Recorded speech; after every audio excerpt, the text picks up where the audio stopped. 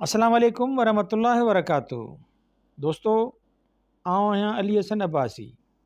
किताब आहे असीं लोचूं लोह में, जेल डायरी, मुसनिफ़ रशीद भट्टी।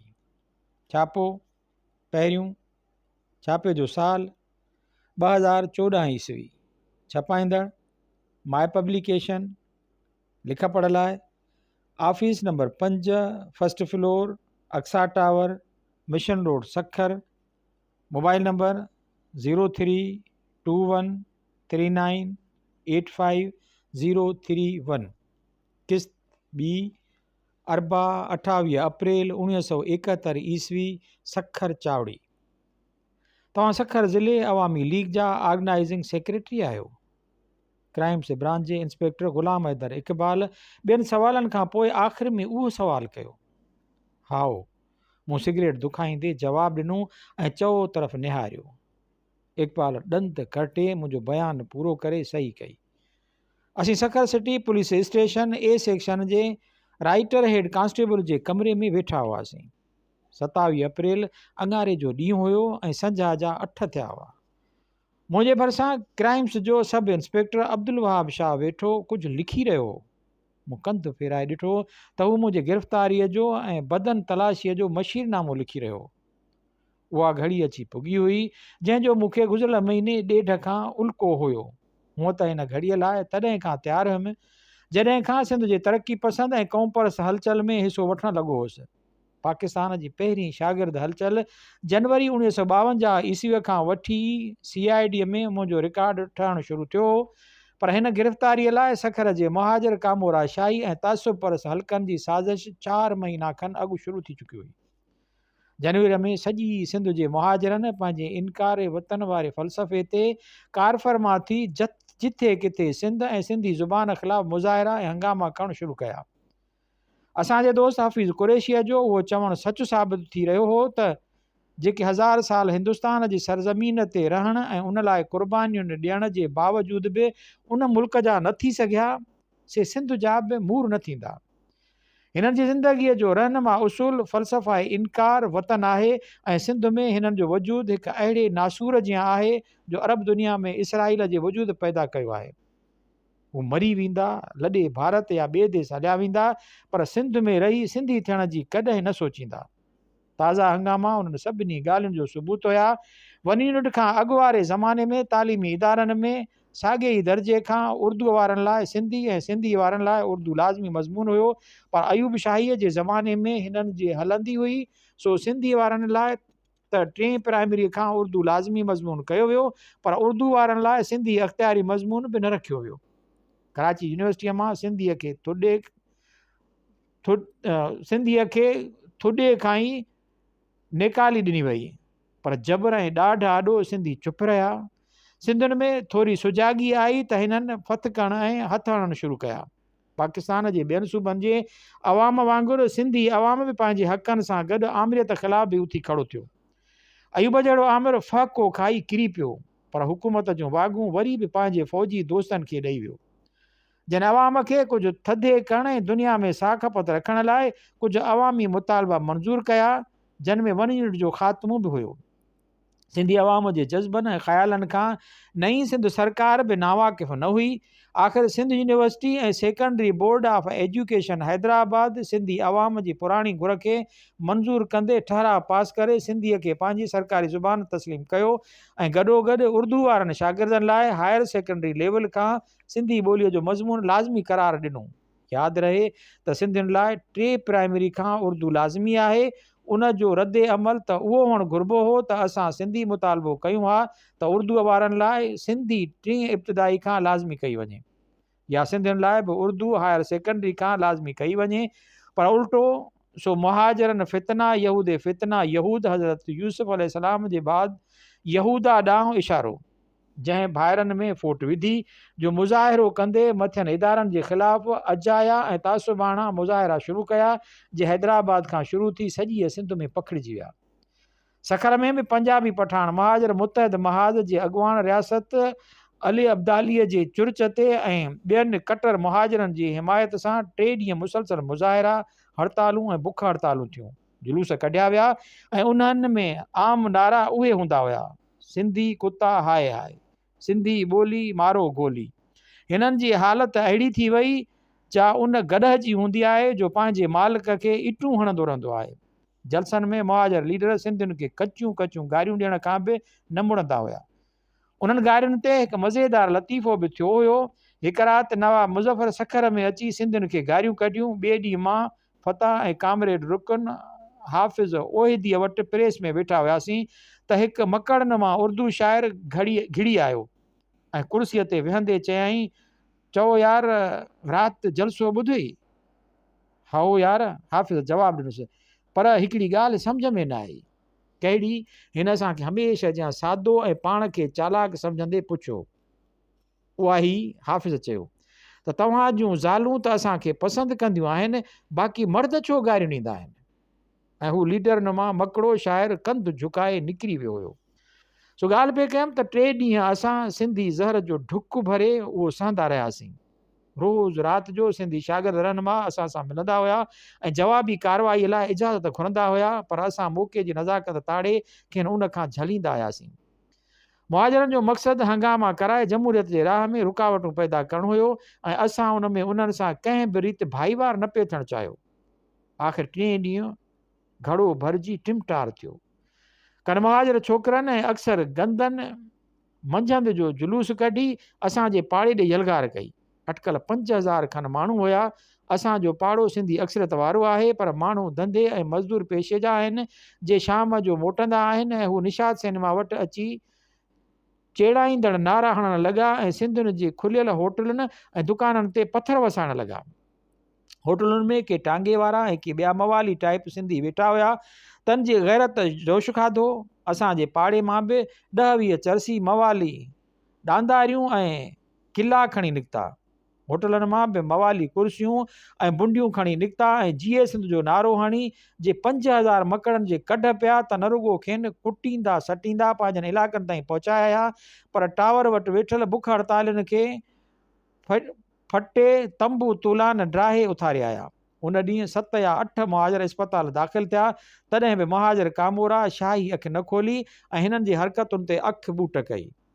असां फ़ोन रस्ते डिप्टी कमिश्नर ऐं SP ही 2 मुहाजिर हुया कि चयो त हिननि हालतुनि में बि कलम 144 न हणंदव त कॾहिं हणंदव? हिननि उहो चई असांखे टारे छॾियो त ही संदन इंतिज़ामी मामिलो आहे। ॿिए ॾींहुं शरपसंदनि वरी जुलूस कढियो ऐं संदन टकर सिंधी ज़ुबान जी हिमायती जुलूस सां थियो, जंहिंमें हिननि जा 10-12 माण्हू फटिया ऐं अस्पताल दाख़िल थिया, पर उन शाम जो इंतिज़ामिया को क़दम उन हंगामे खे रोकण लाइ न खयूं। हिननि जो मन वधी वियो। 3 ॾींहं हिननि वॾो जुलूस कढी ग़रीबाबाद ऐं हुसैनी रोड ते सिंधी महलनि ते काह कई। घर में वेठल सिंधी निकिरी आया। गारियूं ॿुधी जवाबी हमिलो करे हिकु मुहाजिर मारे विधाऊं ऐं 2-3 फटे विधाऊं। एतिरे में गवर्नमेंट कॉलेज खां सिंधी शागिर्दनि जो जुलूस बि अची पहुतो, जंहिं ते बि हिननि पथर फिटी कया। जवाब में सिंधियुनि हिननि ते झल करे ॾिनी ऐं खेनि घंटा घर ताईं डुकाईंदा आया। उते वॾी चकरी लॻी ऐं नेठि पुलिस खे ॻोढ़ा गैस ऐं हवाई फायर करे मामिलो टारणो पियो। उन ॾींहुं के हिननि जा 20 खनि माण्हू अस्पताल दाख़िल थिया ऐं सिंधी हिक जो बि खून वारे टकर में फटियो हो। सिंधी शागिर्द ॿिया त बची विया, पर सिंध नेशनल स्टूडेंट फेडरेशन कॉमपर्स ग्रुप जो अब्दुल हक चौहान सख़्तु ज़ख़्मी थियो। उन ई ॾींहुं पुलिस मूंखे कोर्ट खां मोटंदे मीनारे वटि रोकियो जो उन वक़्तु टावर वटि फ़साद थी रहियो हो।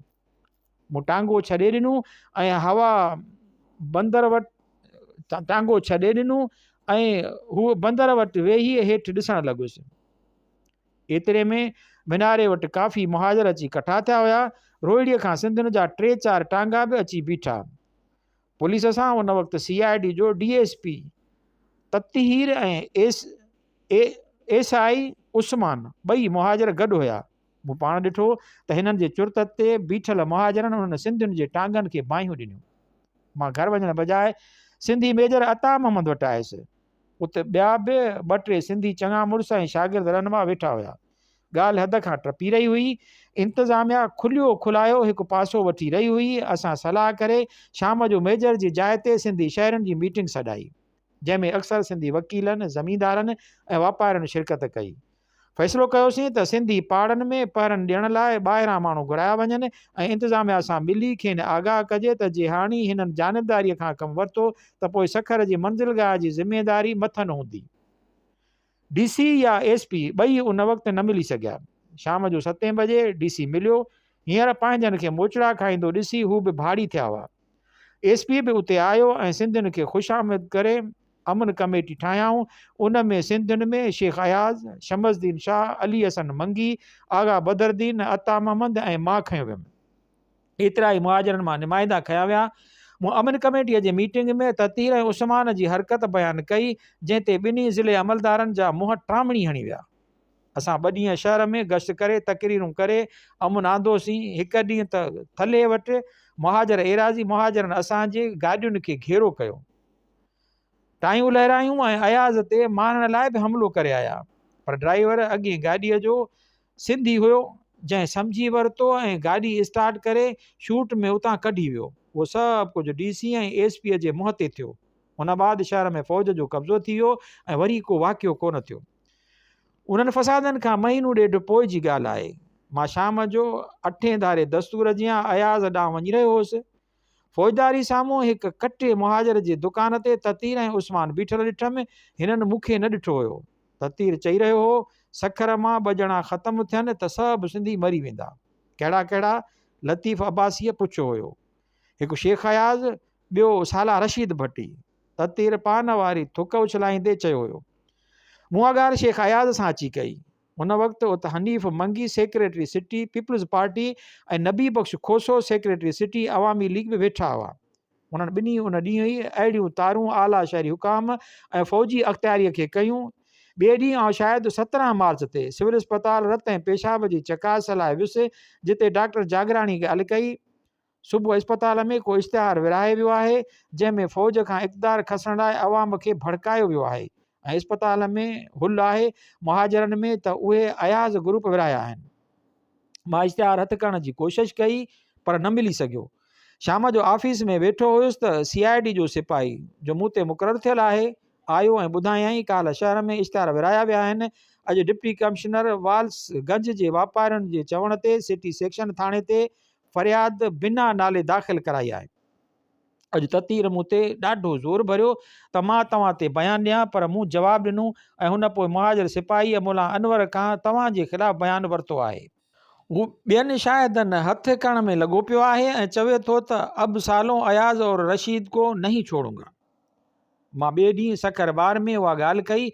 यकदम बार जी मीटिंग कोठाई वई, जंहिंमें ठराव पास करे ततीर ऐं उस्मान जे हरकतुनि खे निधियो वियो ऐं उन्हनि जी बदिलीअ जी घुर कई वई। ठराव खां पोइ मां ख़ैरपुर जे डिप्टी सब मार्शल लाइ एडमिनिस्ट्रेटर कर्नल आज़म सां बि मिलियुसि ऐं खेसि सॼी हक़ीक़त खां वाक़िफ़ु कयुसि। हू निहायती शरीफ़ माण्हू ॾिसण में पिया आयो। कुर्सी छॾे सोफ़े ते वेही मूंसां हाली अवाली थियो। संदसि मुंहं ते मुर्क हुई। ॻाल्हि ॿुधी आख़िर में चयाईं, भट्टी साहब, फ़र्ज़ु खणी कयूं था त हीउ इश्तिहार तव्हां न विरायो आहे, पर उन खां अॻु में त कुझु कयो हूंदव। बराबरि, मूं चयो। सिंधी अदीब हुजण जी हैसियत सां सिंधी ॿोलीअ सां मुंहिंजो जज़्बाती लॻाव आहे। उनखे सही मक़ाम ॾियारण लाइ मां हर पुरअमन एजिटेशन में हिसो वठंदो रहियो आहियां। वञी टोड़ाइण में बि मां अमली तरह हिसो वठंदो रहियो आहियां। पोइ त हिन मुर्की चयो, सियासी लीडरनि लाइ जेल सनद हूंदी आहे, उन करे तव्हांखे घबराइण न घुरिजे। मां घबरायां नथो, मूं वरंदी ॾिनी। मां त रुॻो फथिकां थो। जे उन्हनि तहरीकुनि दौरान मां फासां हा त जेकर फथिकां बि न हा, हींअर रुॻो उन करे थो फथिकां जो परायो फाहो कंध में पियो अथमि। आख़िर में मोकिलाइण महिल हिन मूंखे इंसाफ़ जी ख़ातिरी ॾियारी, जा अञा ताईं न आई अथमि, ऐं चयो त असां जांच CID खां वठी ॿिए पुलिस खे ॾींदासीं। हफ़्ते खन खां पोइ ख़बर पई त जांच क्राइम्स ब्रांच खे मिली हुई, जंहिंजो इंस्पेक्टर ख़ैरपुर डिवीज़न जो इक़बाल पंजाबी हुयो। सिंधीअ में चवणी आहे त हिकु वेठी हुई रुठी, ॿियो आयसि पेकऊं नियापो, सो मूंसां बि उहा हालत थी। इक़बाल खे मूं लाइ, मुंहिंजे ख़ानदान लाइ 3-4 सालनि खां पलउ वठण जो ख़्यालु हुयो। 1967 ईस्वीअ में मुंहिंजे वालिद जी प्रेस में छपजंदड़ अख़बार में हिन ख़िलाफ़ु हिकु लेख छपियो हुयो, जंहिं ते हिन मुंहिंजे पीउ ऐं अख़बार जे एडिटर ते बदनामूसीअ जो केस कयो हुयो।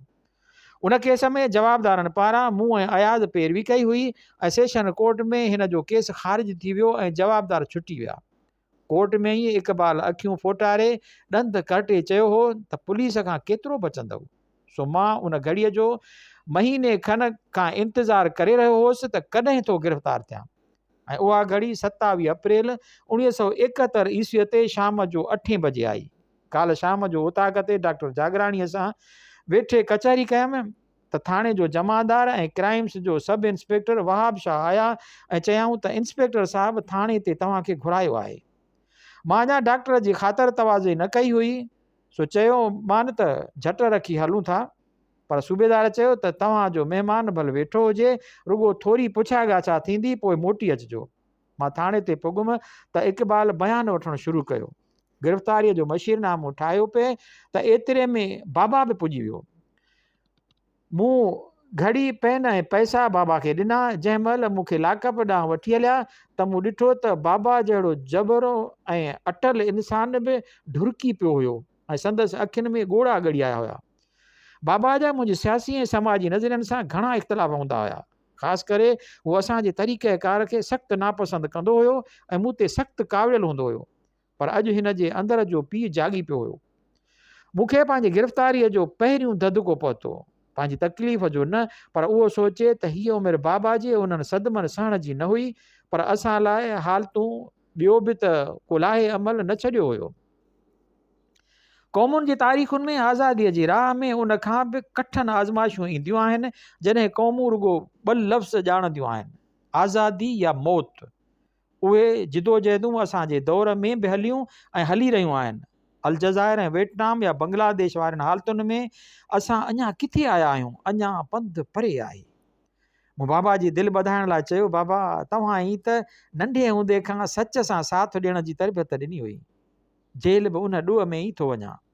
तव्हां त दिलि वॾी करे सीनू साहे घुमो जो तव्हांजो पुटु तव्हांजे नक्शे क़दम ते हलियो आहे। बाबा पुराणो ख़िलाफ़ती आहे। 1930 ईस्वीअ में हिन आज़ादी ऐं ख़िलाफ़त जी तहरीक खां मुतासिर थी सहाफ़त जे मैदान में क़दम विधो ऐं सखर मां माहवार अल मीनार जो इजरा कयो, जंहिंजी इदारत में राशिदी बिरादरान ऐं मरहूम अब्दुल रहीम खरल साबिक़ जज हाई कोर्ट बि हूंदा हुआ। उन बाद हिन मौलाना आज़ाद जी क़ौम परस्तीअ खां मुतासिर थी जमियत उलमा हिंद में शमूलियत अख़्तियार कई ऐं पाकिस्तान ठहण ताईं उन में रहियो। पाकिस्तान बाद उमिरि जे लिहाज़ खां दिलशिकिनीअ खां हिन सियासत खां किनारो कयो, पर अख़बार जारी रखियो आयो। मंज़िलगाह वारी मार्शला में 2 सालनि खन लाइ जेल बि थी आयो। ॿारनि जी पारत अथव। सकीना जे इलाज ते ध्यानु ॾिजो। मूं मोकिलाईंदे बाबा खे चयो, तूं गणती न कर पुट, असां कोशिशि कंदासीं, नाइंसाफ़ी कीअं थींदी। मां हिंद वग़ैरह ऐं हंध वग़ैरह ऐं मानी मोकिलायां थो। हिन मूंखे अञा बि ॿार सम्झी आथत ॾिनी, पर मां सम्झो पिए त हिन दौर में इंसाफ़ ऐं इख़लाक़ छा माना रखे थो। मौली अब्दुल हमीद भट्टी रशिद भट्टीअ जो वालिद सखर जो मशहूरु आलिम ऐं अलमदार अख़बार जो एडिटर हो। मूंखे ज़नानी लाकअप में बंदि कयो वियो जो बिल्कुलु ख़ाली हुयो। हिकु पुलिस वारे मेरो गंदो दिलो ऐं बेरंग प्लास्टिक जो गिलास आणे दर जे ॿाहिरां रखियो। मां शीखण खे हथु ॾेई साम्हूं वहंदड़ बैराज रोड खे ॾिसणु लॻुसि जो मुंहिंजे घर ऐं पाड़े अॻियां ते लंघियो। मां सकीना जे लाइ ॾाढो परेशान हुयुसि। गुज़िरियल हफ़्ते ॾेढ खां हिन जी तबियत ॾाढी ख़राबु हुई। उहो न रुगो गुज़िरियल 14 सालनि खां मुंहिंजी जीवन साथी रही आहे, पर उन खां बि अॻु असां साॻिए ई घर में नंढा थी वॾा थिया आहियूं। उनखां सवाइ उहो मुंहिंजे उन प्यारे चाचे मरहूम जी धीउ आहे जंहिं मुंहिंजी शख़्सी जेदार ऐं जीवन ठाहिण में अहम हिसो अदा कयो हुयो। मूं पंहिंजो पहिरियों अफ़साननि जो किताबु घड़ी घड़ी हिकु घाव उन चाचीअ जे नाले ई मनसूब कयो हुयो। हर भेरे जियां हेल बि गर्भ झलण सां ई हुन सां वेदन शुरू थी वई हुई। उहो काफ़ी कमज़ोर थी चुकी हुई ऐं मुस्तक़िल बुखार रहणु लॻो हुउसि। आम इलाज मां फ़ाइदो न ॾिसी मां खेसि तनवीर ऐं भाभी कमर खे ॾेखारियो, जन रत जी चकास ऐं एक्सरे जी तजवीज़ ॾिनी। गुज़िरियल हफ़्तो उन्हनि ख़फ़नि में ई लॻी वियो। एक्सरे वारे डॉक्टर सिल जो इम्कानु ॾेखारियो। मां मुंझी पियुसि। संदसि माउ बि उन मूज़ी मर्ज़ में लाॾाणो कयो हुयो। डॉक्टर जागीराणी ऐं तनवीर वारनि खे एक्सरे ॾेखारियमि त हिननि डॉक्टर जी राय खे रेटे छॾियो। वधीक पक लाइ हिननि 3 ॾींहं यानी 26 तारीख़ ते खेसि ख़ैरपुर वठी वियुसि ऐं तनवीर वारनि सां गॾु उतां जी TB क्लिनिक ते इंचार्ज ऐं एक्सपर्ट डॉक्टर सां सलाह मशवरो कयोसीं। उन चङे मुड़ुस 16 आना ख़ातिरी ॾियारी त TB न हुई। काल्ह सुबुह जो या हल्को हुयो, सो सकीना सां सलाह मशवरो करे सामान सड़ो वठण जो फ़ैसिलो कयो। अॻिले महीने भाउ सईद जी शादी हुई। हू नंढे हूंदे खां मूंसां रहियो आहे, हुन करे उन जो फ़िक्र बि घणो हुयो। कोर्ट खां मोटण बैदि मां सिविल अस्पताल डॉक्टर जागराणीअ सां मिलियुमि ऐं खेसि ॿुधायमि त ख़ैरपुर मां बि संदसि रिपोर्ट जी तस्दीक थी। उते ॻाल्हियुनि कंदे हिन चयो त हिन उमिरि में भंग न पीती आहे ऐं जेका सुठी मिली सघे त हिकु दफ़ो पीअणु चाहींदो। मूं खेसि शाम जो उन जी दावत ॾेई बाज़ार जो रुख़ कयो। शाम जो 4 बजे निंड मां उथुसि त दिलि ते कोफ़्त महसूसु कयमि। पाकिस्तान जे गुज़िरियल महीने वारे सियासी हालतुनि ऐं बंगालियुनि जे क़त्ल दिलि उदास ऐं मन मुंझाए छॾियो हुयो। बेहतर मथां सकीना जी सिहत जी ॻणतीअ ज़हन थकाए छल करे छॾियो हुयो। सोचमि ज्योतीअ वटां थी अचां, गुज़िरियल 3-4 ॾींहंनि खां वटसि कोन वियो हुयुसि, सो अलाए जे छा सम्झंदी हूंदी। जॾहिं बि मन उदास हूंदो अथ में सियासी ऐं अदबी झगड़नि ऐं हालतुनि खां परेशान थींदो आहियां त ज्योतीअ जे झोलीअ में वञी पनाह वठंदो आहियां। साणसि घड़ीअ जी रिहाण सभु ॻणतियूं ऐं थकावटूं खन में गुम करे छॾींदी आहे। साणसि मुंहिंजो केतिरो प्यारु आहे तंहिंजो मां अंदाज़ो न करे सघियो आहियां। हूअ बि मूं लाइ घटि वाझ न विझंदी आहे। 2-3 ॾींहं सांदहि वटसि वञण त गुसायां नियापनि मथां नियापा पिया ईंदा। मां त ईअं सम्झणु लॻो आहियां त जे गुज़िरियल 3-4 सालनि में उहा मुंहिंजे जीवन में न अचे हा त जेकर हालतूं ऐं जीवन जाखोड़ जो थकु मूंखे मात करे वञे हा। मां वेंजी रिक्शा पकिड़े रोहिड़ीअ पुगुसि, घर में गिरसि त ज्योति सीने ते प्यार भरियूं मुकूं हणी चयो, वञो वञो, तव्हां सां न ॻाल्हाईंदसि। ईअं बि को थींदो आहे? 4 ॾींहं यको गुम। मूं खेसि सकीना जी तबियत जो ॿुधायो ऐं पंहिंजनि मुंझारनि जो बि हिन जी कावड़ हमदर्दीअ में बदिलजी वई। मुकराइण महिल चयाईं, अॼु मुंझा आहियो त फिल्म ते हलूं। मुंहिंजी हाकार ते हिन वार्डरोब मां 10 जो नोट कढी मूं ॾांहुं वधायो ऐं चयो, तव्हां टिकेट वठी बीहजो, मां 9:30 सिनेमा ते पुॼी वेंदसि। उहा महिरबानी छो? मूं नोट वठण खां इनकार कंदे चयो। रोज़ तव्हां ठीको खयो आहे छा? हिन टपो ॾेई नोट मुंहिंजे शर्ट जे खीसे में विधो। मूं त उमिरि जो ठीको खयो आहे। मूं नोट संदसि चोलीअ जे मथां टिंबींदे चयो। इहो छा आहे? हिन चयो, ॾाढा बेहया थींदा वञो। भाभी ॾिसे हा त। ऐं हिन 2 हथ छातीअ ते रखी मुंहुं फेरे आॾिन अखियुनि सां ॾिसी मुरकियो। मां बि शिकारपुरी शोधी आहियां। खिली मां त तोबा कंदा वेंदव। मां बि शिकारपुरी शोधी आहियां। खुली मां त तोबा कंदा वेंदव। साणसि दोस्ती फिल्म ॾिसण जो प्रोग्राम ठाहे मां तकिड़ो सखर मोटियुसि। घर पुगुमि मस त डॉक्टर जागीराणी बि अची वियो।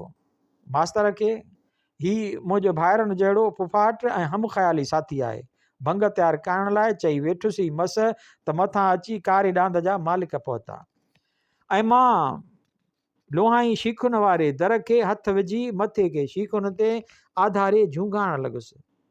मकामे फैज़ कोई राह में जचा ही नहीं, जो कोई यार से निकले, जो कुएं यार से निकले तो कोई कुएदार चले। मकामे फैज़ कोई राह में जचा ही नहीं, जो कुएं यार से निकले तो कुएदार चले। झट में मिट माइट अचणु शुरू थिया। को हंधु खणी आयो, को सिगरेट त को मानी। सौट यूसुफ जो जेकबाबाद में PSI आहे, सो कानूनी मशवरो ॾियणु आयो। मानी खाई ऊंदहि में हथोड़ाणियूं हणी हिकु खथो ॻोल्हे विछाए मथां हंधु पथेरे अली पियुसि। खोलीअ जे पधर जी छत शीखाई पिंजरे सां ढकियल हुई ऐं उन जे आर पार आसमान में अकी 4 तारा टिम करे रहिया हुया। 12 बजे खनि अखि ॿूटी त वकील गनी शेख, वकील महमूद ऐं वकील निज़ाम बलोच सां गॾु आयो ऐं दिलि बदिराए सिगरेट ॾेई वियो। अॼु सुबुह जो मुंहिंजो वॾो पुटु ख़ालिद उमिरि 13 साल आयो। जीए सिंध चई मानी दर वटि रखी हाल अहवाल ॾियणु लॻो। मूं घर जे सभिनी भातियुनि खे नफ़्सियाती ऐं ज़हनी तौरु हिन ॾींहं लाइ केतिरनि सालनि खां तयारु करणु शुरू कयो हुयो। अॼु ख़ालिद खे ॾिसी अंदाज़ो लॻायमि त मुंहिंजी महिनत रायगान न वई आहे। ख़ालिद ऐं भाउ सईद ख़ासि करे पूरे ज़ाब्ते में हुया। हू घणे भाङे मुंहिंजनि दोस्तनि जी कचहरीअ में शरीक थींदा हुआ ऐं सभु ॻाल्हि चङीअ रीति परखियूं पई। सईद त शागिर्द तंज़ीमुनि में चङो अमली हिसो बि वठंदो हुयो।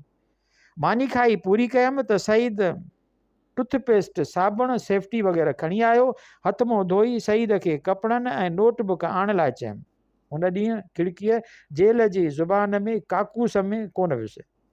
हिकु त खिड़की ॾाढी गंदी थी पई हुई, ॿियो त केतिरा भेरा चवण जे बावजूद बि पुलिस वारे ओॾां वञण लाइ दॿो न आणे ॾिनो।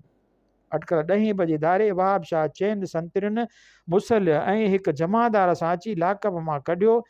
भरवारी खोलीअ मां फैज़ घांघरे खे बि कढियाऊं, जंहिं ॿुधायो त खेसि राति 9 बजे गिरफ़्तार कयो वियो हुयो। हू मुंहिंजे जांच वारो जेल जी ज़ुबान में साॻे केस जी जांच में झलियल जवाबदार हुयो। वेस्ट पाकिस्तान वर्कर्स फेडरेशन जो रीजनल ऑर्गेनाइज़िंग सेक्रेटरी हुयो। सो उन सॼी हरकत जो बार असां ॿिनि सिंधियुनि जे ई सिर ते अची पियो। हालांकि कंदड़ जे मुहाजिर हुया, पुलिस खां ॻुझा न हुया। उन्हनि यारनि खे मां ऐं अयाज़ मुंडा ई झलियो हुयोसीं त उहो कमु न कजो, छो जो कंदो केर बि त बि फाहो असांजे कंध में पवंदो।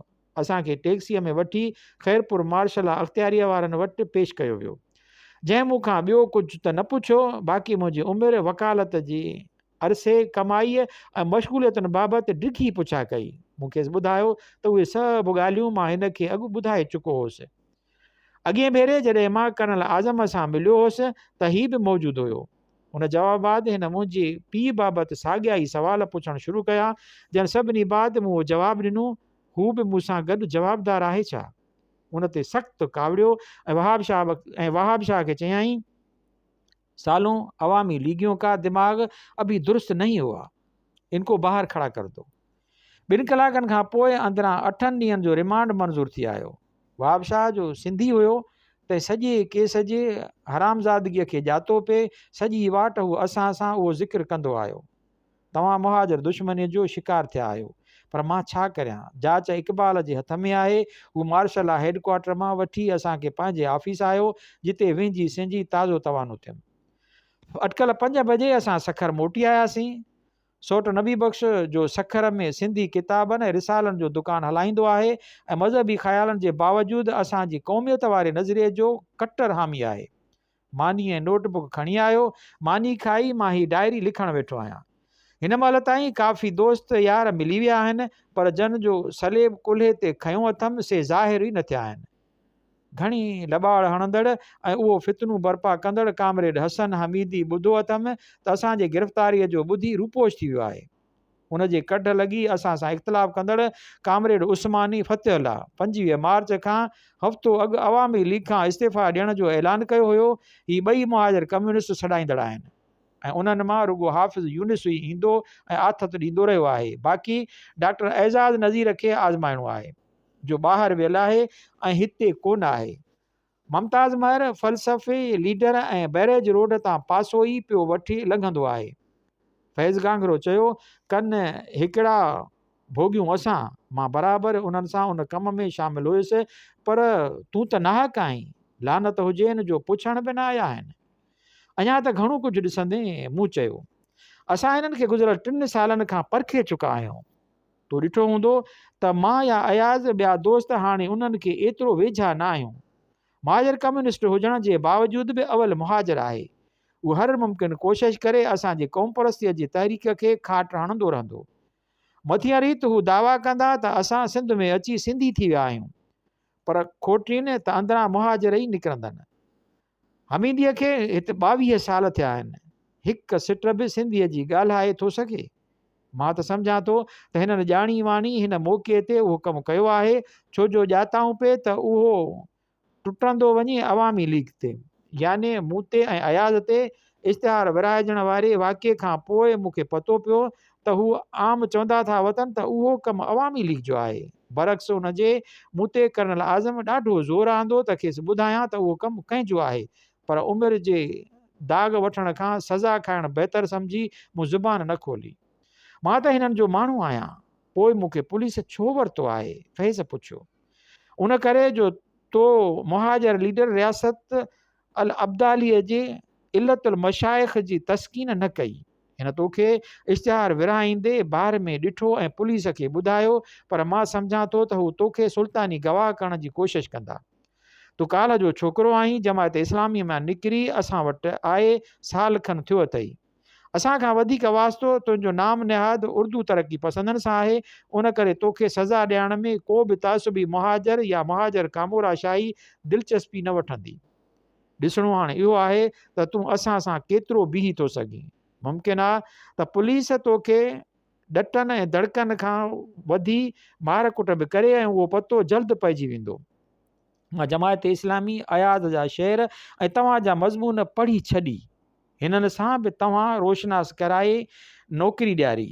मां अवल सिंधी आख़िर सिंधी आहियां, तव्हां दिलि न लाहियो। एतिरे में हिन जो भाउ संदसि कपिड़ा खणी आयो, हू ओॾां वियो हो ऐं मां लिखणु शुरू कयो हुयो।